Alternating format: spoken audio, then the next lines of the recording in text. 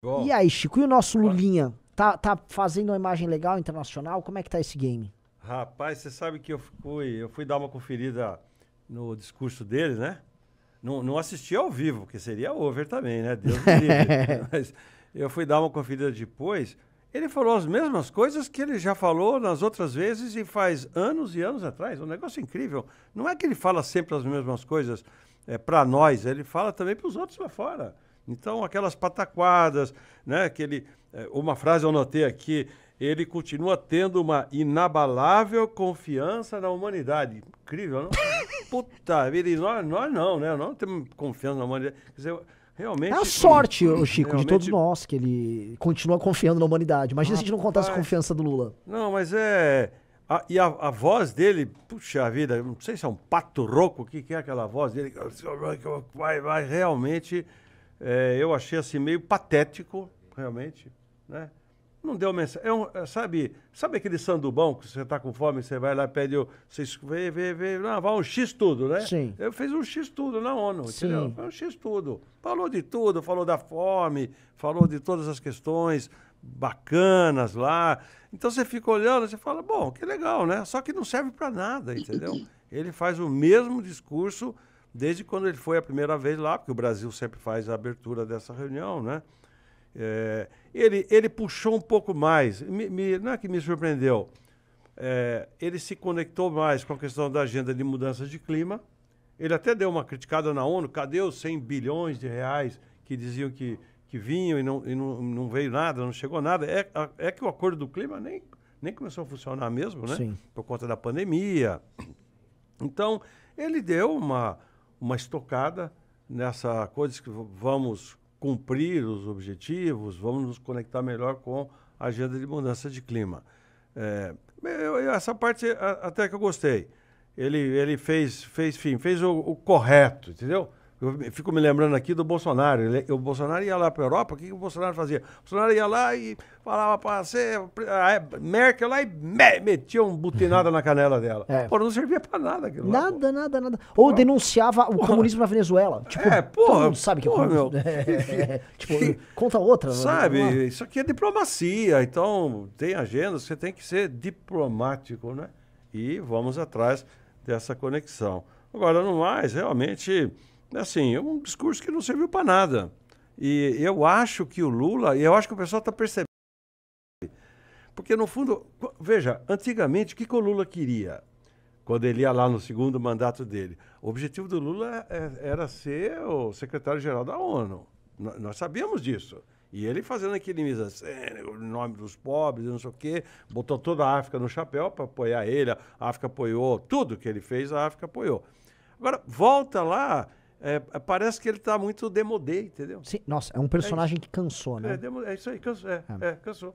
Cansou. Fora o negócio da guerra. Bom, vamos falar com o negócio da guerra, você vai falar mais aí, o Zelensky, esse alinhamento estranho dele. Mas é a história de um personagem que passou do tempo. Lula não. Realmente, para sorte do mundo, o Lula não vai ser secretário-geral da ONU, viu? É. Guto Zacarambas, tá? Te dou 90 mil reais em Pix se você me provar que o discurso do Lula na ONU foi bom. Você vai manter aí, vai se manter com esses 90 mil reais na conta, hein, Renanzão? Boa noite, Renan, boa noite, Chico, boa noite toda a nossa audiência aí do MBL News, que faz tempo, tô devendo uma presença no MBL News, mas prometo que, mesmo que seja breve, eu vou fazer uma participação aí semanal aqui no MBL News, dessa vez com o Chico Graziano, que esteve recentemente aqui no nosso gabinete, Sim. aqui na Assembleia, né? O Chico é um cara importantíssimo sobre o agronegócio, pro agronegócio brasileiro, paulista no geral. Ele esteve aqui no nosso gabinete, trouxe algumas ideias. Enfim, aguarde cena dos próximos episódios aí, quem gosta de apoiar o agro. Bom, Luiz Inácio Lula da Silva saiu do Brasil mais uma vez para nos envergonhar, né? Ele tem, assim, essa vocação, esse fetiche, né? Essa vontade, assim, incontrolada de envergonhar o brasileiro a cada momento que ele sai do Brasil. Ele está querendo fazer isso cada vez mais, né? Tem no futebol, que a gente estava discutindo aqui antes de entrar ao vivo, no futebol tem aquilo do jogador ruim que é voluntarioso, né? Sabe aquele jogador? Ele é ruim, quer toda hora pegar na bola. Se fosse ruim e nunca pegasse na bola, ainda vai. Mas Lula é aquele jogador ruim e quer toda hora pegar na bola, e ele fez isso mais uma vez saindo do Brasil, né? Hoje aqui na Assembleia, nós aprovamos o COSUD, que é teve aquela polêmica do Zema, etc., que é um consórcio de integração entre os estados sul-sudeste, igual existe entre os estados do Nordeste e entre o Nordeste e o Norte, né? E aqui agora nós aprovamos, Minas Gerais já tinha aprovado, acho que o Paraná também já aprovou. Eu fiz um discurso recentemente, porque o PT, junto com o PSOL, evidentemente, o PCdoB, foram os únicos partidos que votaram contra o COSUD. Eu fiz um discurso falando, coisa curiosa, o PT e o PSOL acham uma vergonha São Paulo negociar com o Paraná, com o Rio de Janeiro, com Minas Gerais, com o Rio Grande do Sul, mas acha tudo uma maravilha o que o Lula está fazendo e as negociações comerciais que o Lula está fazendo com as piores ditaduras possíveis, né? Que foi bem a semana que aumentou ali o número do BRICS para mais seis países. Desses 6 países, 5 eram ditaduras e mais um era a Argentina, que não preciso dizer todos os problemas que tem, né? Agora o Lula, mais uma vez, ele vai para Portugal e ele vai ali para a ONU e ele faz ali um discurso ali horroroso que acaba não sendo aplaudido pelo Zelensky, né? Agora saiu mais uma matéria do Zelensky, onde ele disse basicamente que querem perguntar se dá para confiar no Putin, é só perguntar para o Prigozhin, que é o cara que derrubou o avião, né? Então o Zelensky falou, vocês acham que dá para confiar no Putin? É só perguntar o que aconteceu com o Prigozhin, né? Saiu também a matéria hoje de que o Lula já está liderando o gasto em cartão corporativo, já passou que Bolsonaro, que Dilma, que o Temer gastaram no cartão corporativo, e a desculpa do Palácio, acho que não é nem desculpa, é verdade, é o excesso de viagens internacionais. Que o Lula, assim, ele quase não fica no nosso país. Ele quase não fica no Brasil. É o presidente da República que ele só fica fora do país e ainda o que eu acho mais problema, é que eu não tenho problema com viagem internacional de presidente.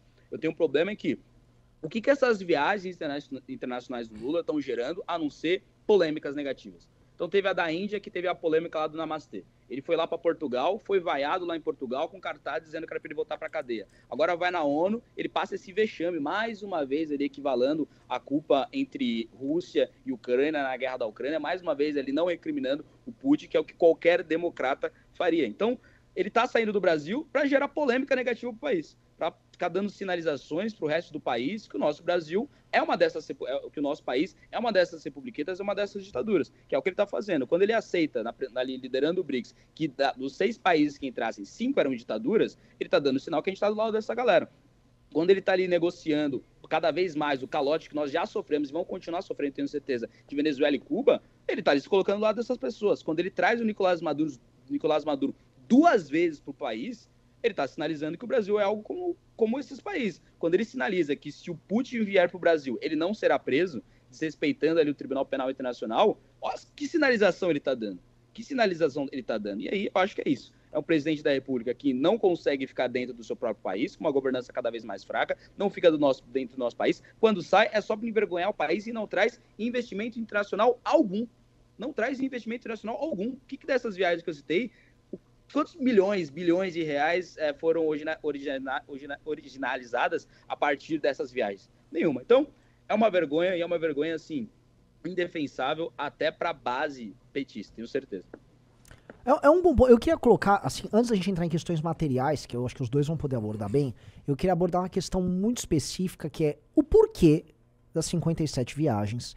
E é isso, a gente acaba colocando os investimentos que ele tá fazendo no avião, com o cama e tal. E eu vou trazer minha tese aqui, eu vou jogar pra vocês tentarem entender pra gente tentar entender a psique do Lula e da Janja nessa história. Me parece que o Lula, ele tem um mandato, eu abordei hoje, vingativo. É como se ele tivesse indo a desforra. Ele tá tentando, enfim, ir pra cima da Lava Jato, vão pra cima do Bolsonaro, acho que fatalmente vão acabar indo pra cima da gente, todo mundo que participou do impeachment de uma maneira ou de outra. E do outro lado, ele tá meio que num clima de, eu vou curtir minha vida, sacou? Assim, se é pra ter meu avião, meu aerojanja, vou viajar com a minha janjona, vou dar um trato na janja lá no avião e tal, dane-se, vai seguir do jeito que eu quero, vocês que reclamem, eu não tô nem ligando, eu já tô, vamos dizer, numa fase da minha vida que eu vou fazer o que eu quero, porque eu já passei mais de 500 dias na cadeia e agora é o momento de eu curtir. Isso é uma perspectiva minha e também com pessoas que eu conversei da entourage lulista, né, não tão próximas assim, mas enfim, que tem contato direto, eles sentem que esse é o clima, inclusive de forma negativa, o próprio petismo veio de forma problemática isso. Eu vou fazer um giro agora com vocês, aí começando pelo Guto, se ele sente isso, se aí no parlamento você conversa com petistas e tal, se há um feeling disso, tipo, o Lula tá querendo curtir um pouco isso, porque é muito óbvio, os gastos, as viagens e esse investimento é como se o Lula quisesse reviver uma coisa que ele gostava muito no período que ele foi presidente, especialmente no segundo mandato dele,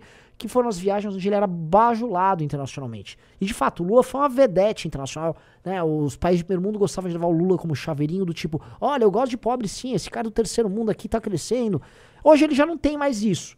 Mas pelo menos tem uma viagem, tem um restaurante, tem um vinho caro, tem a Janja comprando roupa. Me parece que tem um quê de curtição, tá? E eu acho real, acho que um cara ficou preso mais de 500 dias, e na mentalidade dele, isso aqui faz parte do contexto da vingança, tá? Começa com o Guto, você sente isso na esquerda, ou você acha que é mais uma análise translocada saída da minha cabeça perturbada? Mais um delírio? Não, jamais. Concordo com o Renan. Sinto isso no parlamento, não só necessariamente dos políticos de esquerda, né? Os políticos do centrão, assim, no grosso modo, eles têm essa ótica, né? Que é uma ótica de uma tentativa de reescrever a história, de fingir que tudo aquilo, que é um dos marcos fundantes, assim, do movimento Brasil Livre, não existiu.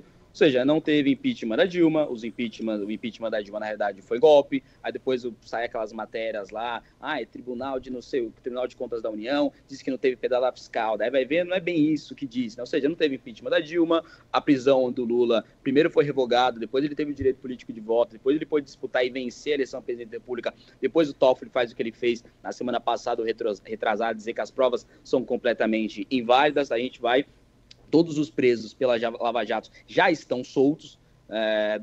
Os investigados agora são Deltan Dallagnol e o Sérgio Moro, ou seja, as pessoas que prenderam os bandidos do nosso país estão sendo investigados, daqui a pouco que até estarão na cadeia, e os bandidos de fato condenados estão nas ruas e um até na presidência da República. A única coisa que falta, Renan, daqui a pouco, é devolver o dinheiro de quem devolveu o dinheiro. Então, por exemplo, a Odebrecht, ela pagou ali 6 bilhões de reais para a justiça. A única coisa que falta é devolver esse dinheiro para a Odebrecht. Lembra aquele cara que devolveu 975 milhões de reais? Só falta esse dinheiro voltar para ele daqui a pouco. Só falta isso. É a única etapa que falta para eles continuarem ali, confirmarem ali a tentativa de reescrever a história. E o Lula, a função dele era vencer a eleição e agora ser bajulado internacionalmente. Para os próximos anos, para os livros de história, passar, olha a injustiça que esse homem sofreu, depois ele saiu da cadeia, depois ele foi presidente, fez um grande governo, um grande, maravilhoso governo de centro, de coalizão, com o centrão, com a esquerda, com a direita, saiu do Brasil e foi ali bajulado em todos os países que foi. O que está faltando aí é ele ser bajulado.